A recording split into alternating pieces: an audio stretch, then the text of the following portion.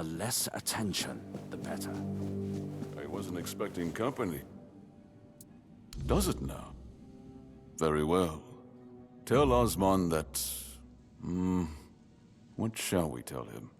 That I thank him for his concern, and that I will take his advice under consideration. But everything will be just fine. Good to see you. I assume this visit is more than social. Be well.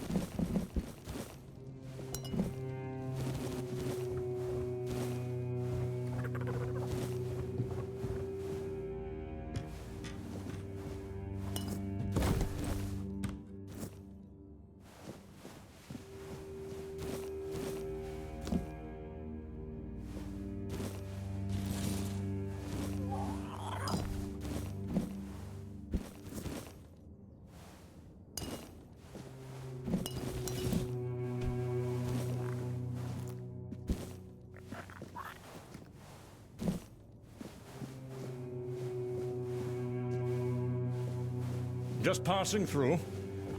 Good.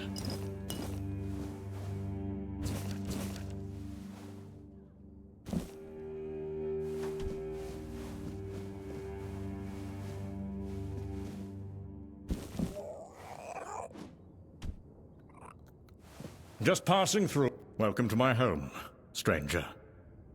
Whatever brings you here, know that the Langfords were always known for hospitality. Even in times like these. Sit down. Have a drink with me. This is precisely what you should expect from the Langfords. This place has seen better days, sure. Used to be full of people. Now no one bothers. Not since things turned sour. But it's still mine. I was born here, and I'll die here. Let those damn Camelosians try and drag me out. That said, do you have anything we could drink? Ah, typical. First the townsfolk turn their backs, then thieves empty my cellar, and now even my guests show up empty-handed. Such times we live in. But never mind all that. Come, sit, feel at home. What's the word out there? Still cheering and selling cabbages while the world rots beneath their feet? They happened to themselves. Misfortune, betrayal, weakness.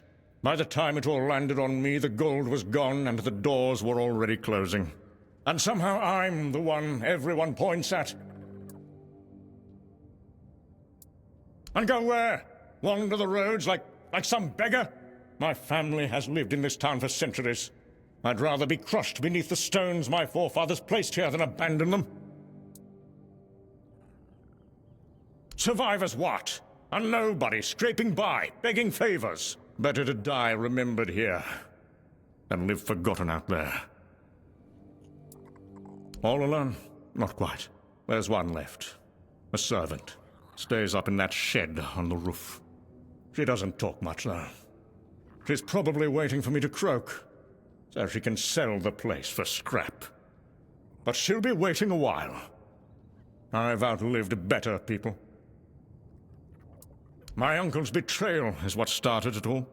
He convinced my father to invest the family fortune in a new mining venture in the northern hills. He said the ore will make us wealthier than ever. Ha! The mine flooded, the workers died, and the council demanded reparations that bled us dry. Then the vultures descended. Merchants calling in debts. Neighbors turning their backs. My father died of grief. And I inherited nothing. The Camelosians? Upstarts and pretenders, the lot of them. And now they strut about, issuing orders about the weirdness coming. Convenient excuse to drive me from my ancestral home, isn't it? Believe? I've heard tales of the so-called weirdness ever since I was a child. Always coming, never arriving. Just another ghost story they use to control the weak-minded. My grandfather told me how the Camelosians used the same trick 50 years ago. To seize the eastern valleys. Danger coming, we must relocate for safety. And look who owns those fertile lands now. I wasn't born yesterday. This house has stood through worse than some mystical threat they can't even properly describe. Leaving already? Well, I suppose that's to be expected. Everyone leaves in the end. Go on then. Back to your important business. But tell others what you saw here. The last Langford, holding his ground, while the world crumbles.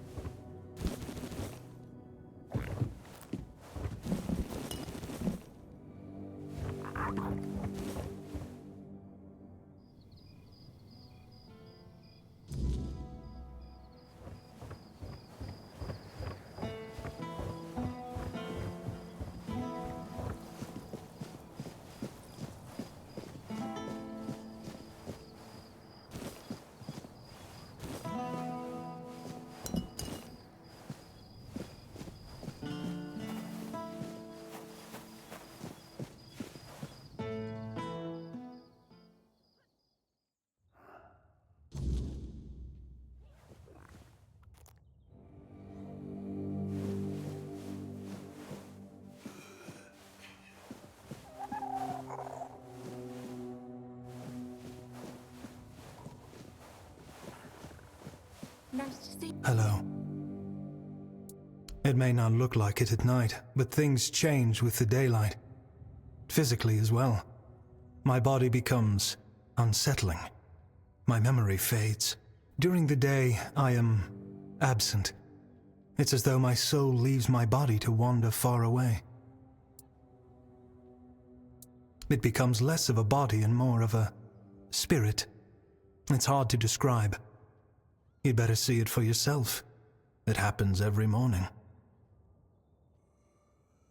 All I know is that life continues around me, but it's like I'm enveloped in a dense fog, unable to see any colors. It feels as though there's a hidden compartment inside me where, during the day, all my thoughts and feelings accumulate without my knowledge. They churn within me, and when night falls, they pour out all at once and overwhelm me. It is. Living this way is unbearable. I was on my way back to Connacht. I thought I'd make it before dark, but the rain was so heavy I could barely see the road ahead of me. As night fell, so did the weirdness. The rain never let up. I kept trying to light the protective fire, but to no avail. I felt completely helpless and desperate.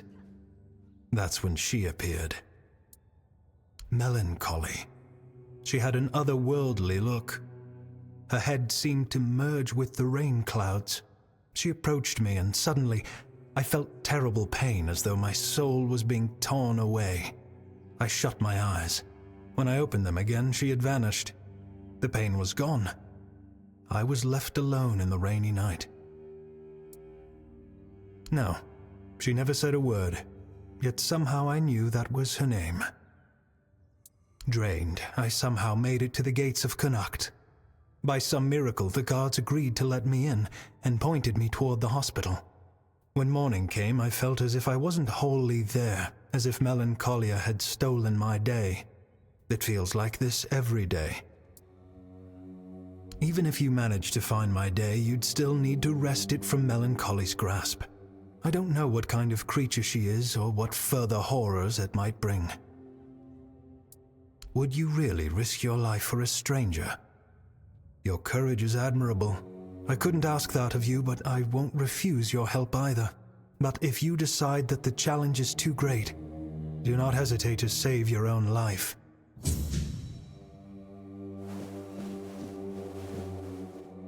Oh. I don't know you.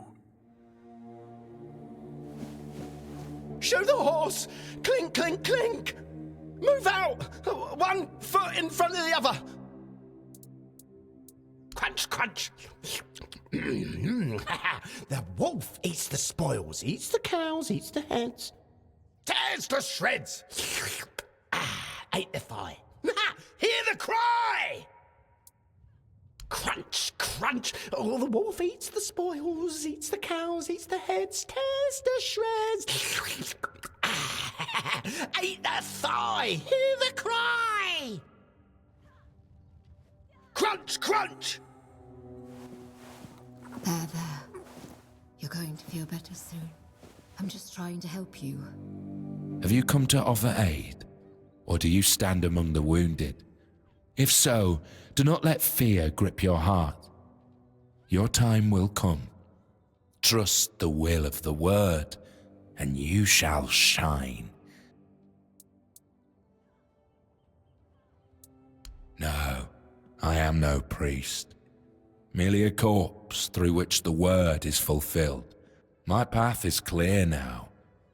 When I am strong enough, I shall speak of the miracle I have lived through. In the shadow of the plague I stood, and yet I survived, shielded by the divine protection of the word.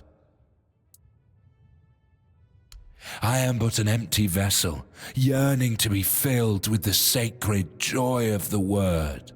Now I am perfectly blank and naked.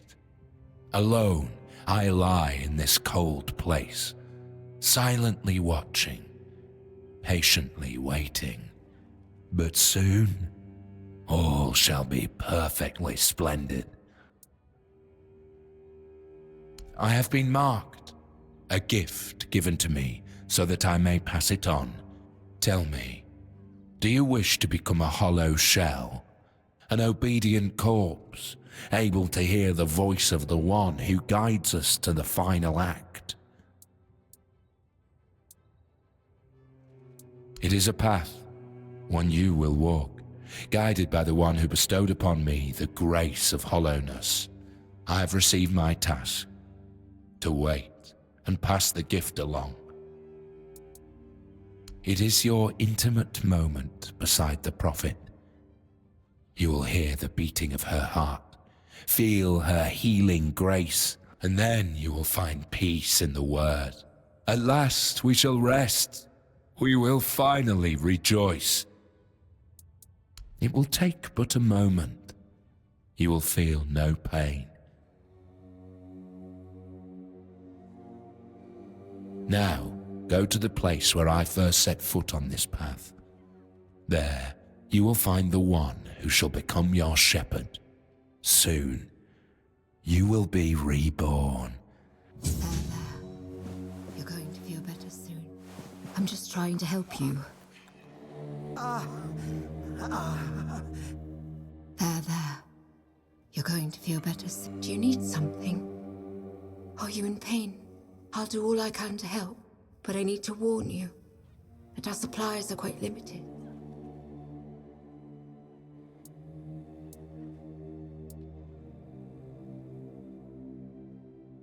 Well, actually, the hospital is run by Camelot. I'm just an apprentice to Neonte, the priestess of the All-Mother here in Connaught. But the healer from Camelot is dead, and Neonte spends most of her time at Lord Yvain's manor. So, it seems I'm on my own.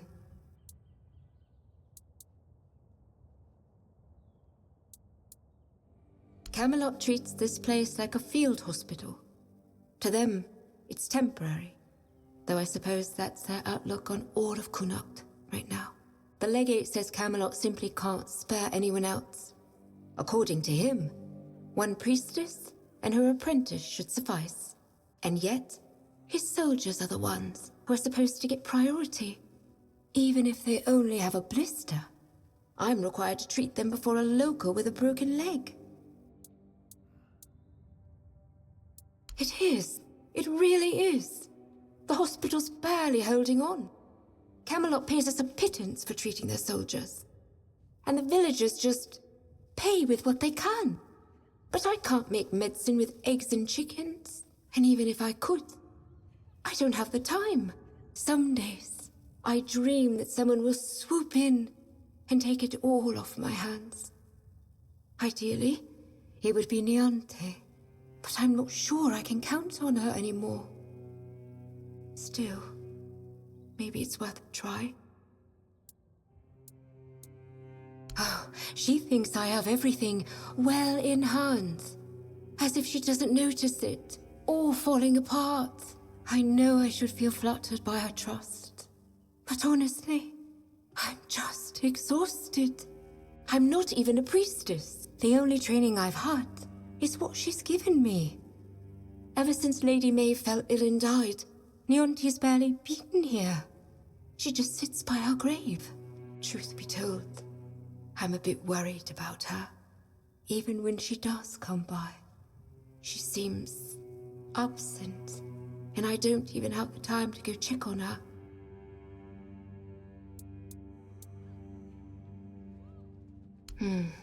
Here, take this. I hope it helps. Unfortunately, that's all I can give you. We have to make sure there's enough for everyone in need. No one knows. He barely speaks. And when he does, it's all nonsense. The poor man's lost his mind. I'm afraid there's no point in talking to him right now. Besides, he needs rest. You should speak to Legate Denham. All I know is they sent him somewhere. And when he came back, he was like this. If I had to guess, I'd say it's the effects of the weirdness. He's a seasoned soldier. I'm sure he's seen plenty in his life. I doubt anything could scare him enough to drive him mad. The other soldiers said he was acting completely normal before, so it's not some long-standing illness of the mind, unless he hid it very well.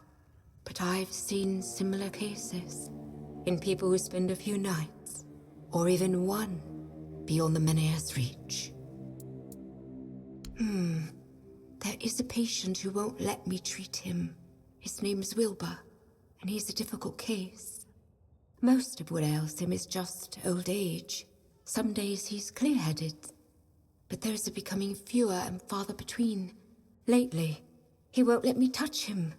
He yells at me, claiming I'm keeping him here by force, away from his family. He's even stopped eating and refuses to take his medicine. Honestly, I'm at my wit's end. I don't know how to help him anymore without scaring him even more. All of Connacht knows that I was marked by the weirdness. It's not as bad as people make it out to be, but some are superstitious. They believe I bring bad luck. When Neontic took me in, there were a lot of whispers, though it got better once I started working in the hospital. Weirdness or not, at least they have a healer. But I'm afraid that, in Wilbur's head, I've become some monstrous figure, keeping him prisoner. You can try, if you'd like. Maybe he'll trust you more than he trusts me. Just, please, be gentle with him. He's been through enough already.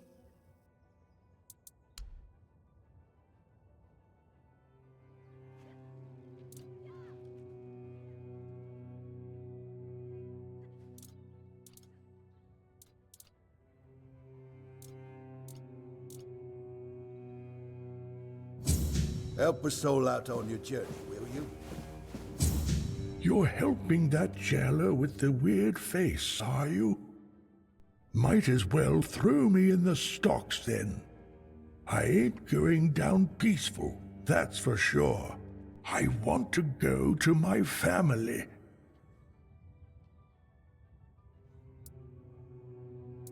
They live in the lower district. I'll go to them. But that cursed wench won't let me leave.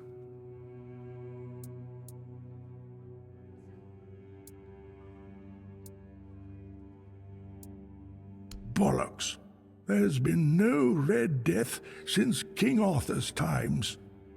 I bet she's the one who filled your head with all that nonsense, eh? Don't listen to her.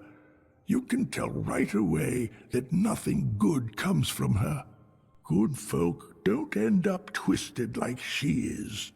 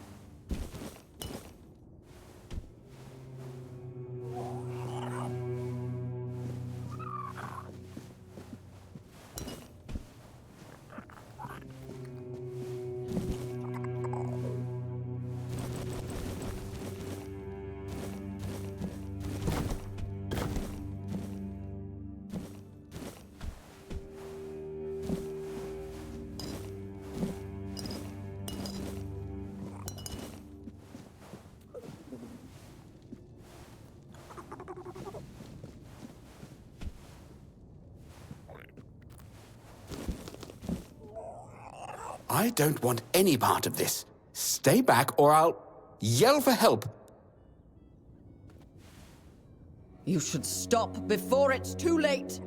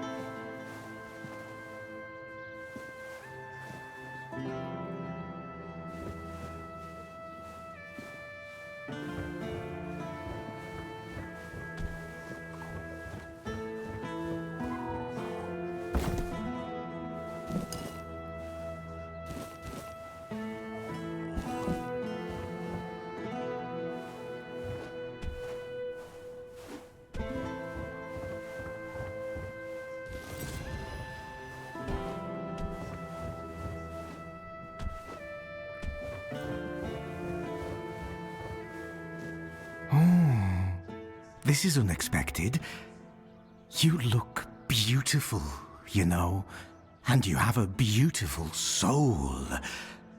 Maybe even more than just one. I can hear them fluttering. I see their soft shimmer. Will you show me? Show me, show me. Trust me. Even though filth is filth, I can be generous. I want to be generous. I want to be good. And you should feel special. That could happen. Souls, trinkets, all those that belonged to others, but are now yours, because you dared to reach for them. For you. A blessing of sophistication, or perhaps splendor. For those who have had something taken away, a blessing of absence. Even lack can be worth experiencing. Deeply and intensely. Coins, items become coins. They gain a soul. A man who is a scavenger, whether he's filth or not, also possesses a soul. Strong, shimmering, fluttering. A soul that yearns. Nothing more than a mongrel. Filth. Yet I could just as well be a lord, reigning over the streets of Kuanacht. But no. That would be too much. The streets belong to everyone, along with their mud, sorrow, and cold. Filth, both a name and a title. One cannot forget about titles. There were people who made filth aware of my own filthiness. Good people. People who showed me the right way. Let it feel special and beautiful. Oh, and one more thing. If you have anything that once belonged to someone else, I'll gladly take care of it. First and foremost, I am filth. And filth is at your service. Heavy souls don't rest so heavy on filth. Guards don't see filth. Their eyes glaze over when they look in filth's direction.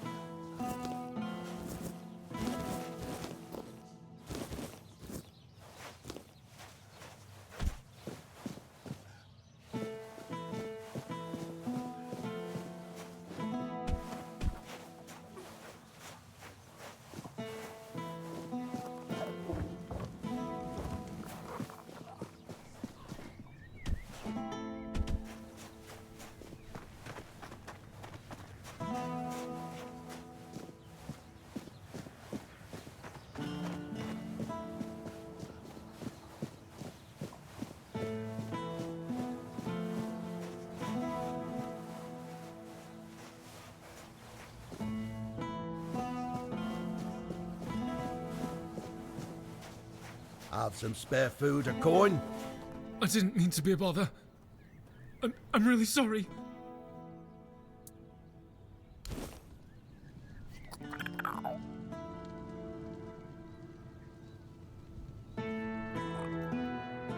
Oh, all right. I promise I won't bother you again.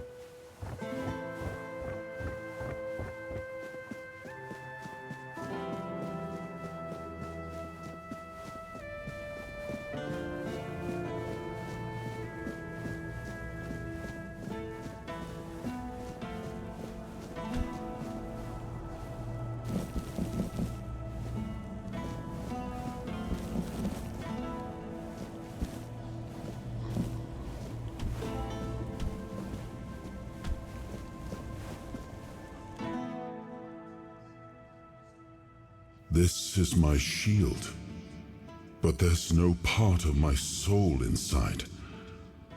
We need to look somewhere else. But I can feel the missing part.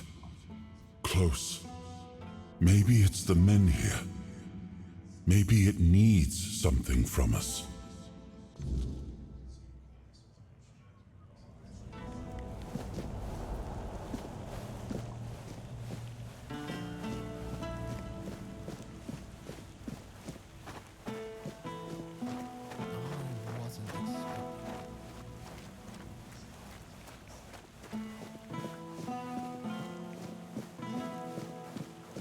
I am an outcast, exiled from my home by the Red Death.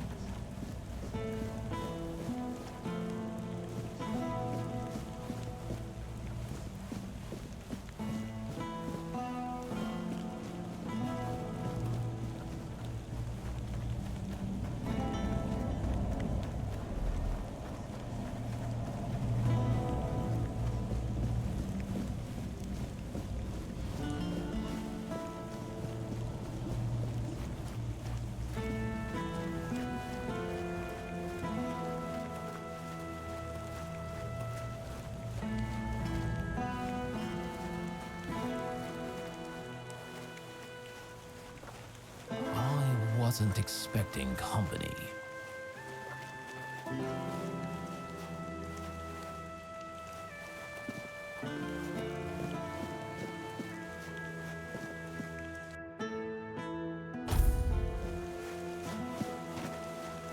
I am an outcast, exiled from my home by the red.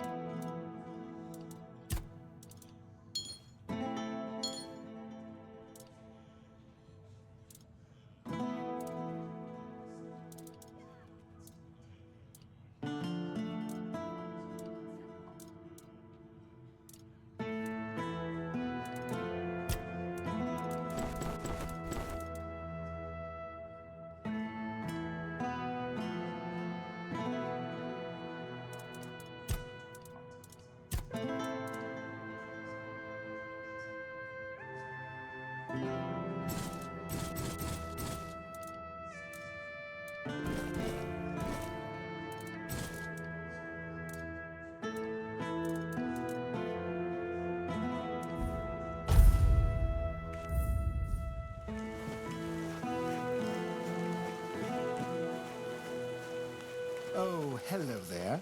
Ah, a fine day for business. And perhaps for bargains, too.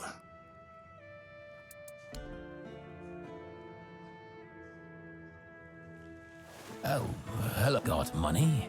I've got elixirs.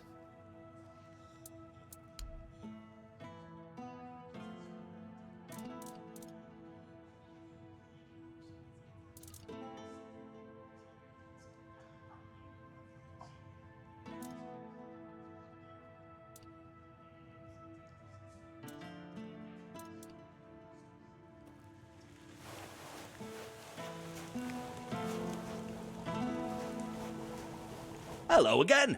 What do you need today? Oh, how did it go? Did he read it? What did he say? Ha! You see? I always say when someone speaks sense, even a lord perks up his ears. Good work. Here's the payment I promised. Hello again. What do you need today?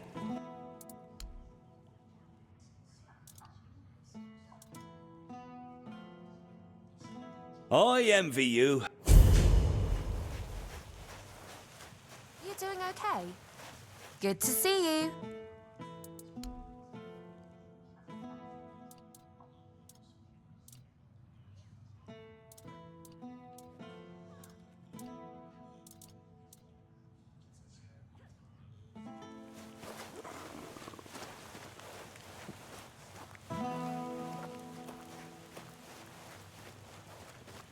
have some spare food? Yeah, huh?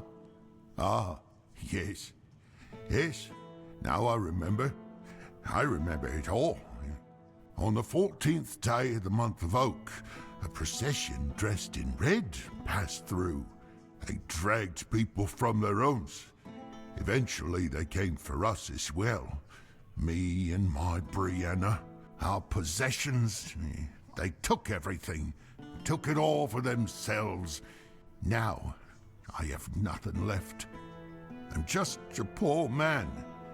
Please, save me, please. Back then I lived in the borough, near Camelot, you see. I was there when the priests came with a crowd of penitents, dressed in robes made of parchment laden with the word. The priests cracked their holy whips and delivered fiery speeches. No more Red Death, no more suffering. No, but I was cured nonetheless. I gave up everything for the cure. I gave up Brianna and all my possessions. I had to cleanse myself. Yes, now I am pure. Can you see? Can you see? Yes, now I am pure. Can you see? Can you see? Thank you. Thank you. May the word of the prophet guide you.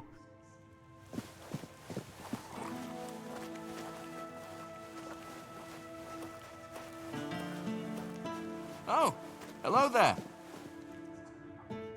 Take care now.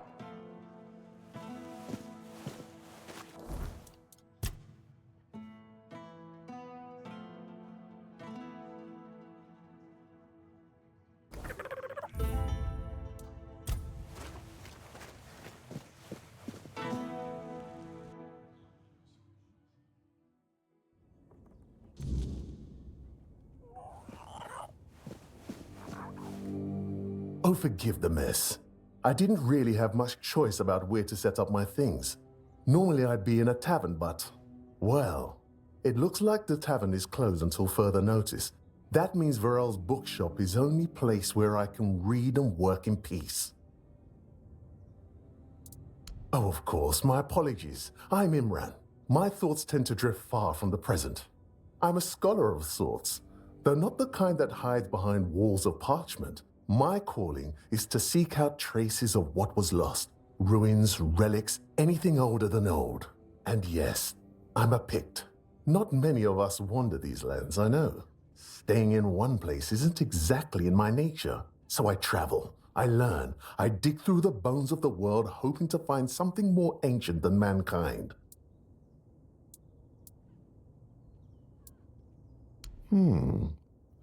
I once heard a legend of a mysterious chapel that appears only to those it chooses.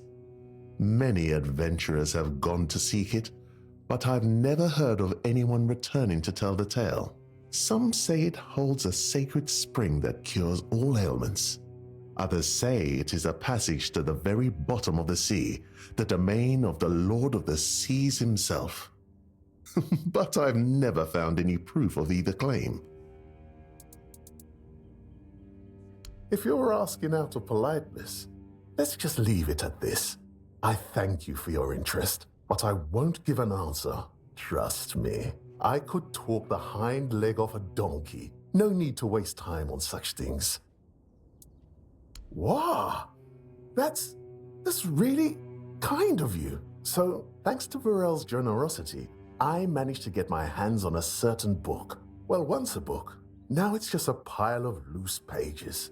However, these are some truly fascinating loose pages. They're the writings of a Dalariata scribe from nearly 6 centuries ago. Incredible, right? But what's even more astonishing is the content. This man describes encounters with people who knew nothing of King Arthur or the homelands. Nothing at all. Do you understand what that suggests? I'll tell you. It's so exciting. I suspect Avalon may have already been inhabited by a race similar to us, long before our arrival. I've traveled across much of the island, and I've come across some mentions of the people of Farpoint, a place far in the northernmost reaches of Avalon. Few have ever ventured there.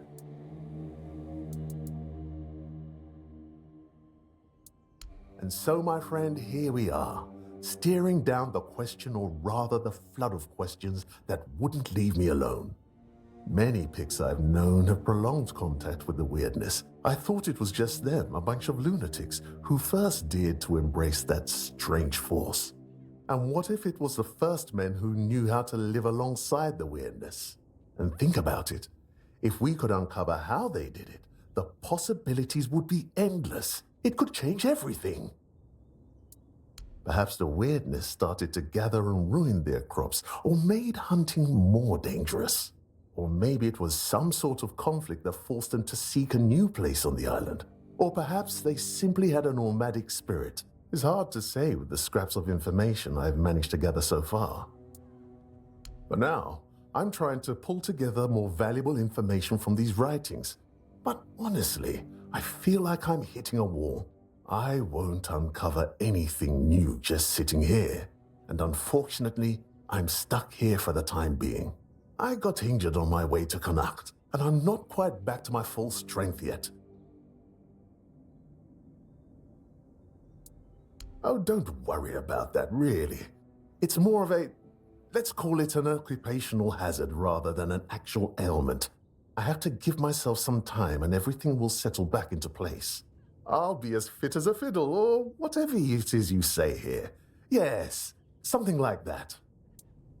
The Grotto of First Men, that tribal scribe detailed where it should be located. And I'm assuming you're asking for a reason, aren't you? I'd love to go there myself, but this is a matter of some importance to me. I don't want to wait for this one. So, if you're one of those bold souls who take such ventures, I'd be more than willing to entrust this task to you. Truly excellent. I'm deeply obliged, my friend. Here are the notes. They should guide you to the location. Return swiftly, and more importantly, safely. I'll eagerly be awaiting your return. The place seems to attract trouble.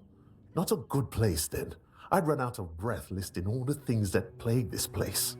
And I haven't even been here that long. Of all the misfortunes these poor people are facing, I'd wager the men here is the gravest of them. The Red Death, troubling as it is, seems manageable, at least with the intervention of the priests. But the weirdness, shoot. If the men here goes out, these people will face a far greater peril than any sickness or human form of conflict. I heard she was a Dalariata who runs a bookshop in Connacht. I was a bit apprehensive about meeting her. I thought I'd find someone overly rattled and stripped of her own cultural heritage. But Varel, she's different. And I admire her work that she even bothers to do it. Sometimes, it feels like people have lost all interest in discovery, whether it's the kind found in verses or the kind waiting out there in the wide world. Try not to get eaten by something weird out there.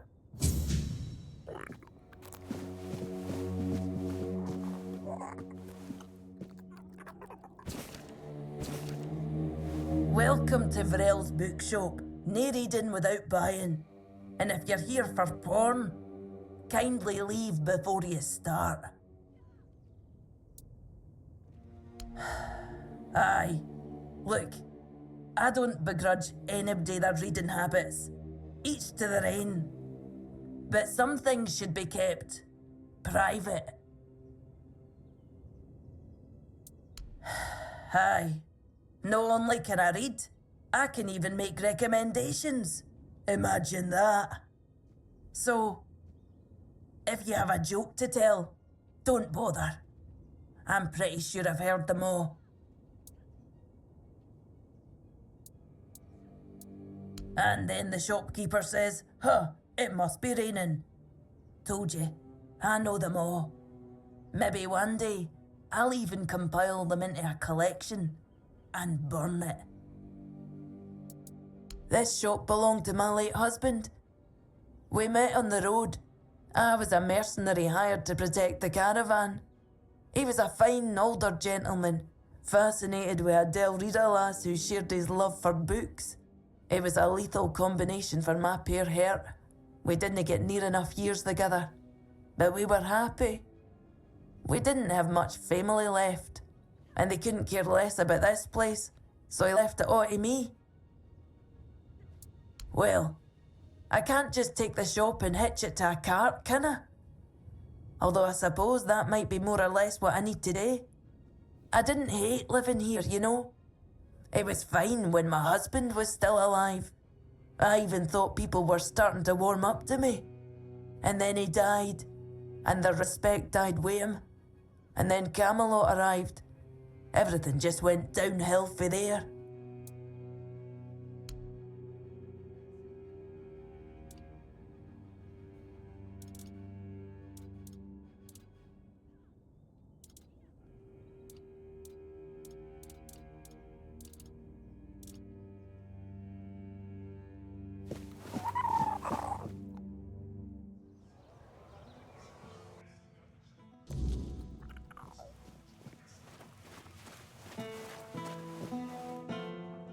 Take care now.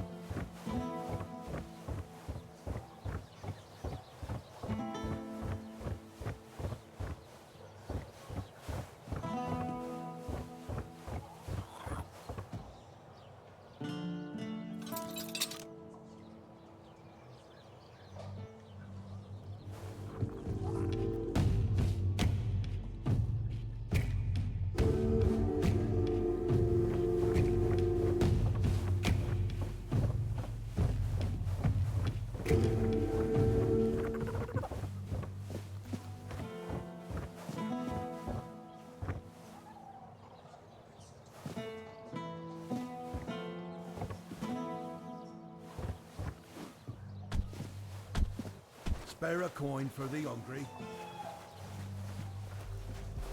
Oi! Stop where you... Well, well, well. The scoundrel has been caught. Great. Now get lost.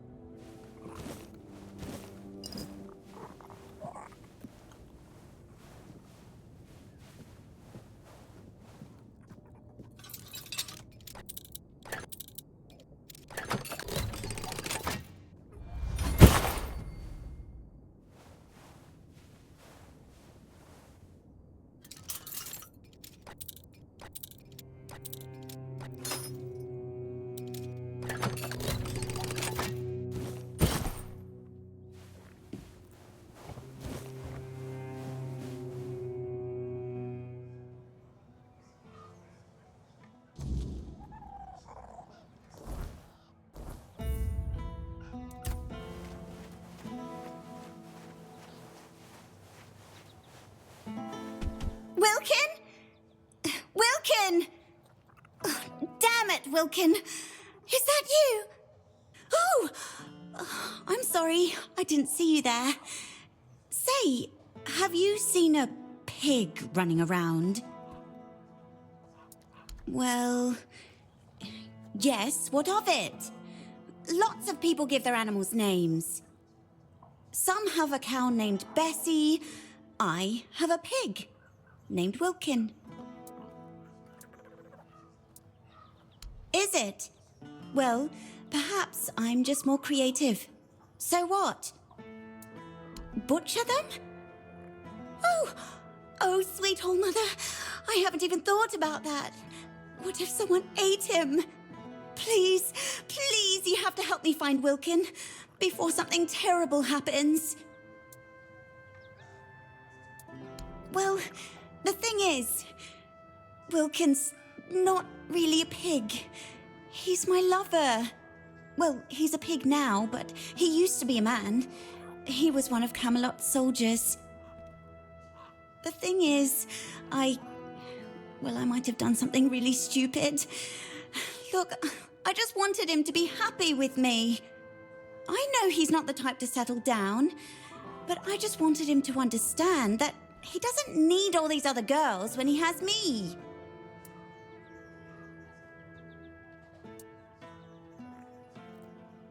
I didn't want to make him love me. I just wanted him to realize that we could be happy together. Just the two of us. Love comes with time. That's what my mum used to say.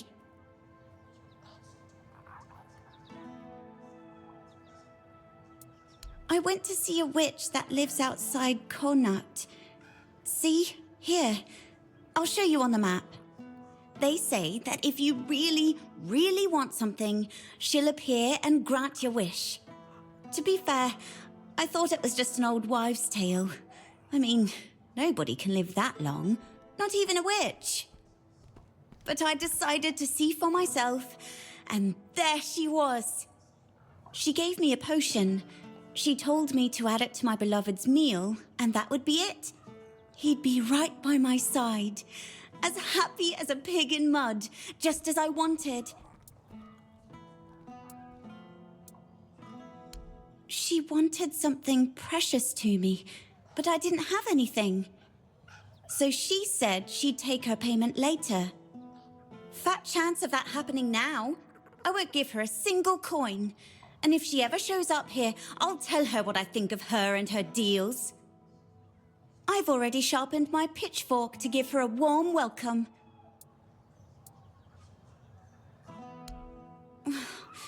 That's the thing. She disappeared. I went back there, but there was no sign of her. It's like she was never even there. And then Wilkin disappeared too. Now all I can do is hope that he hasn't ended up on somebody's table. Really? Oh, thank you. May the All-Mother bless your heart. I promise I'll reward you handsomely. Maybe you should try finding the witch first. Maybe she just didn't appear to me out of spite. But perhaps she'll talk to you. Oh, that's for sure. Thank you. I'll stay here in case Wilkin comes back. Oh, goodness, I just hope it's not too late.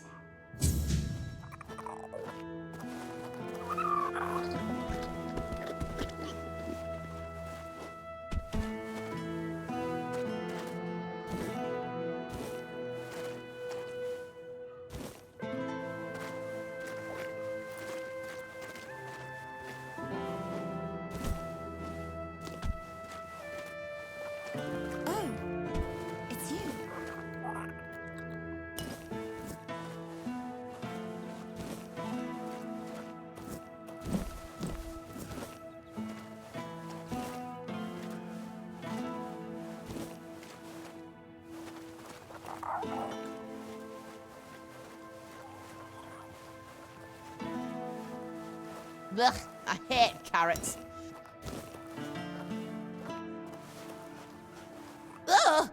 You're alive!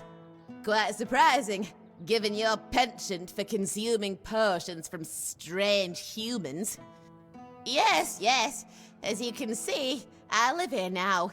In Connect. That's the one. You humans have an odd way of naming things. Anyway, never mind that.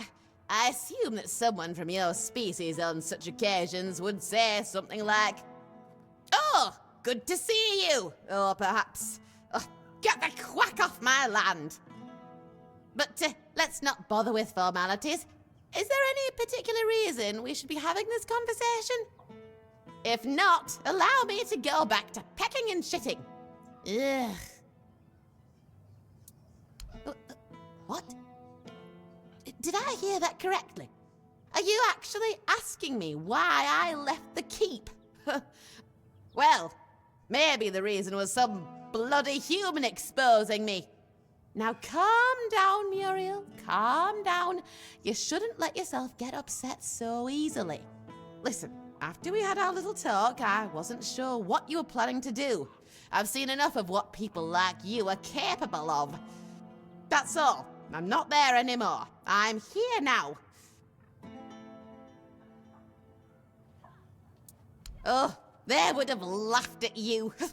They would have thought you were insane. Yes, I considered it a possible outcome, but still, I didn't want to escape. What if one of those loons took you seriously? I could almost feel their growing fear. And their stomachs were growling louder and louder. Shoo, shoo. Fine, spit it out. Save it. All day, every day, all I can hear is, "Here, little chickies," from that woman. Ugh, it makes my blood boil. I can't take it anymore. False niceties, all of them. A few days ago, I saw them cut Mike's head off. The poor sod was alive for a bit after that. He ran around, kicked his feet. The humans came to gawk at him for a while and then left. Then they finished him off and ate him. Well, that's humanity for you. You humans are painfully predictable. I found out nothing new about your lot. I've learned that the local lord has a problem with making decisions. Decisions that must be made, and quickly. The men here in this village is going out. And the weirdness is nearing. If everything continues as before, I think you can guess how it all might end. You must be joking. I am the spy here, so I should be the one extracting information from you. Besides, I'm sure if you look around hard enough, you'll find your answers. Your species has achieved exceptional skill in sticking your noses in everyone else's business. I gather you don't like it here all that much. I don't like it anywhere. Nothing but sad faces and disgusting seeds. This place, though, grime, crime, and slime. Loads of beggars pecking at scraps thrown at them by other humans. Just like me. For quack's sake, I'm sick of this chatter.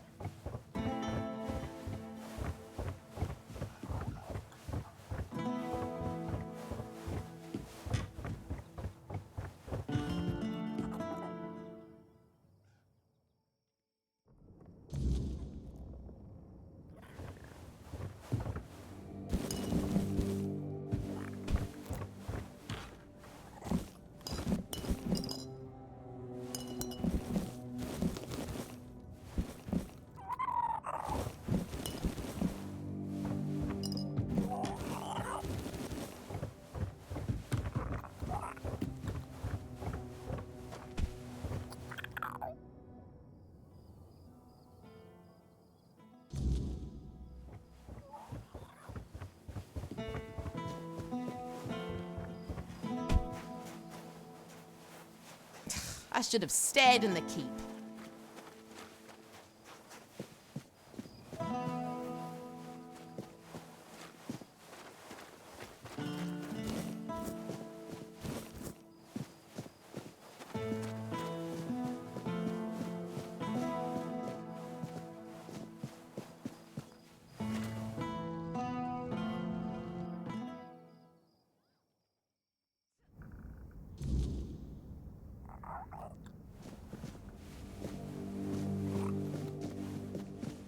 I swear, just a moment longer and I'll go knock some sense into that madman myself.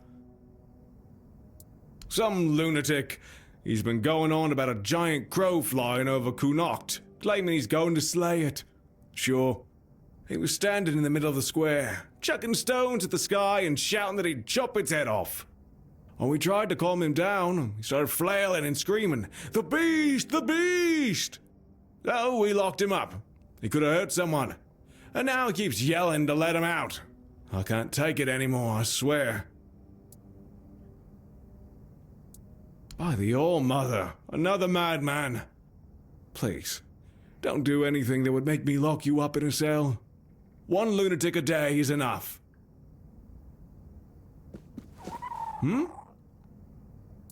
Really? You walk into the prison and ask the one man in Camelot soldier gear who he is? Oh, that's a good one. Well, stranger, I'm Flad, and I am a prison guard. Fortunately, I'm not terribly overworked, now that most people have either left for Camelot or died of Red Plague. Oh, was that insensitive? My apologies. Well, it depends. Take this, for example. We have a beggar here, All-Mother bless his soul, who figured out that committing only minor offenses would land him here, rather than at the gallows.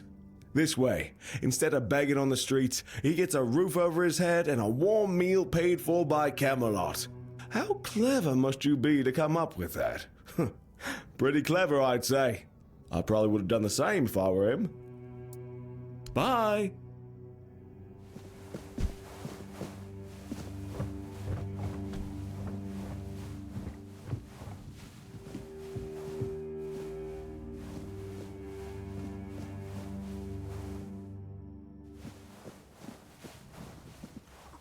Great heavens! It's you! Fate has brought us together once more, friend. What luck! 100-fold luck! Do you remember me? I'm Barak, the Cursed Knight. Well, not so cursed anymore, thanks to you. Of course, one does not forget a friend, after all. You must help me once more. These fools have locked me in a cell. They refuse to believe the beast is a danger to them. I just wanted to slay it, for I fear nothing anymore. A giant crow, harbinger of doom, a keeper of misfortune. I wouldn't be surprised if the very existence of that monster is why the people of Connacht are faring so poorly. Just as I was cursed once, they might be cursed as well.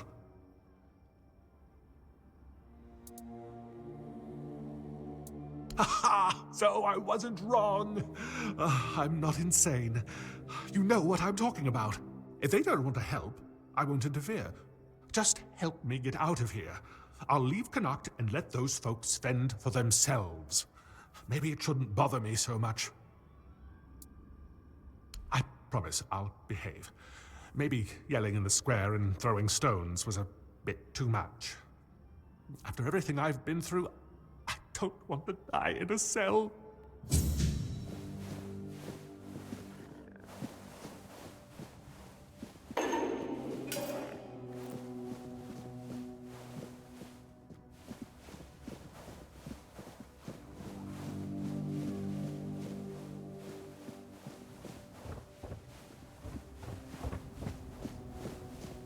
I heard you talk to that fool. Well then, did you get an earful about the beast?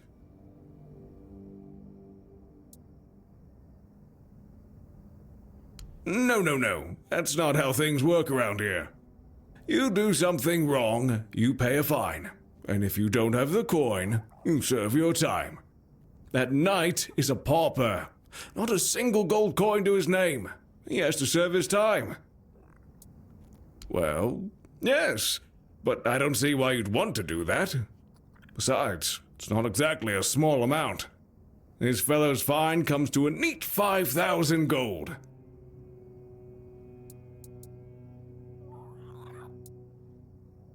Yes, and beyond that, he endangered himself and others. He made loud threats directed at something undefined. He disturbed public order. Do I really need to go on? Pay or don't? This isn't a market. There's no bargaining here. No. Well, maybe. I could use a stiff drink. Moonshine, whiskey, gin. My throat's dry as a bone, and I'd kill for a proper meal. Those Camelot folks dress me up in their fancy uniform, but they won't even give me a soldier's ration, damn it. Get me a hearty feast and a good drink, and I'll consider the fine paid. Well, not just any meal. I want you to prepare Camelot's delicacy for me. Do you know the last time I had a proper dinner? Exactly. You know what to do. Unless you'd rather pay the fine, be my guest.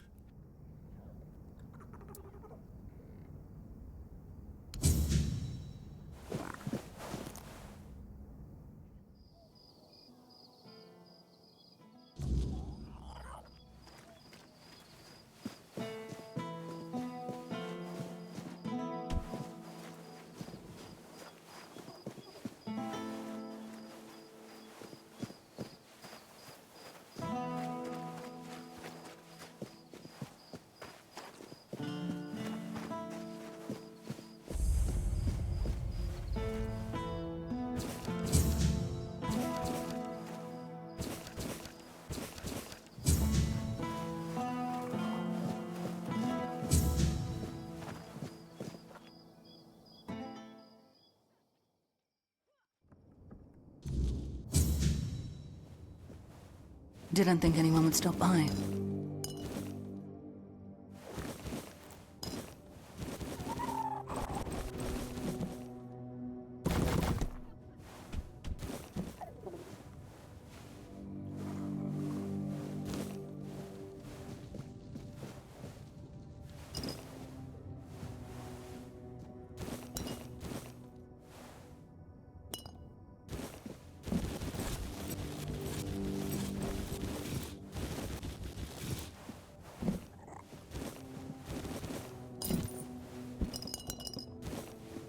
Just passing through?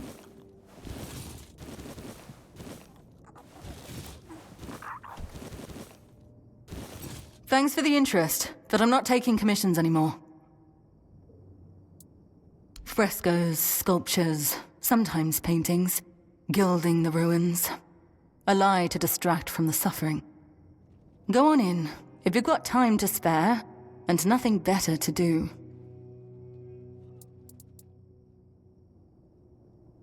People have lived on Avalon for 600 years. How long have we got left before the weirdness swallows us whole? 5, maybe? How does art stop that? Has it ever protected anyone? Fed anyone? Driven the weird back? Or whatever crawled out of it? I want to do something. Help somehow. But what am I meant to say? Oh, your house is on fire. Don't panic. Come see me, I'll paint you a nice landscape. I was an artist for, what, 15, 16 years? Believe me, most people just want a nice mosaic on the wall so their neighbors get jealous. At best, art lets you forget the world for a moment. But it's just that. A moment. Doesn't change anything.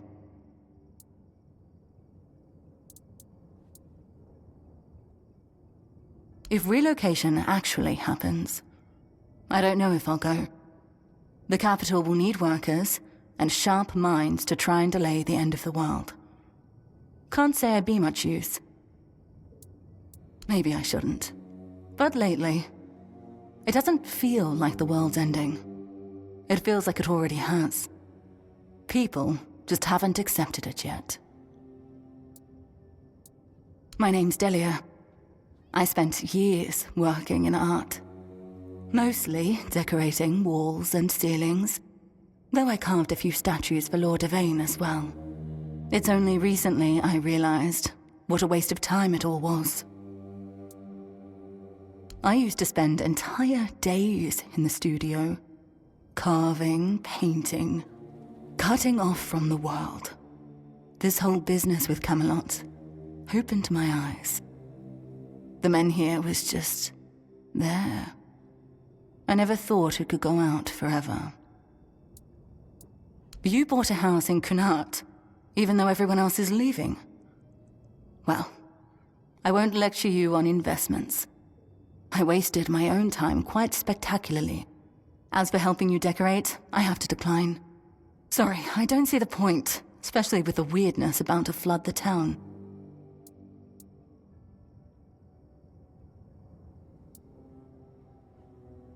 You mean go out with my head held high, face the end, and laugh in its face? There's something seductively romantic in that vision.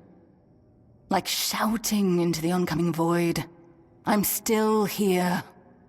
I still think and feel.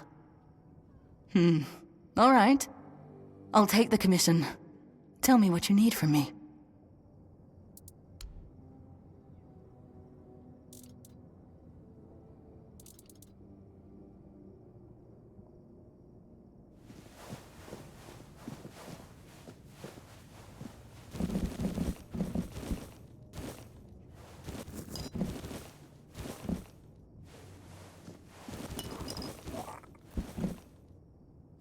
Didn't think anyone would stop by.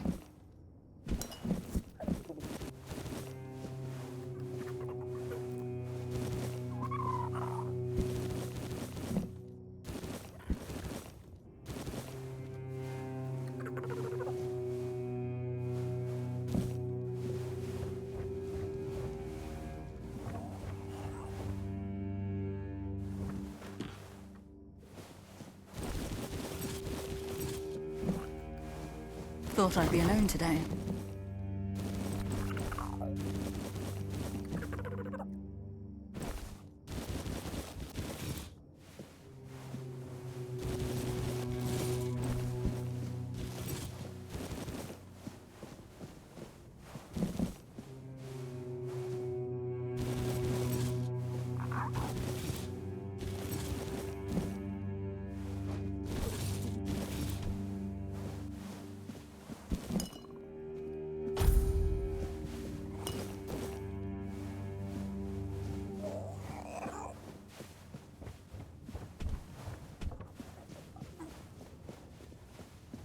Thought I'd be alone today.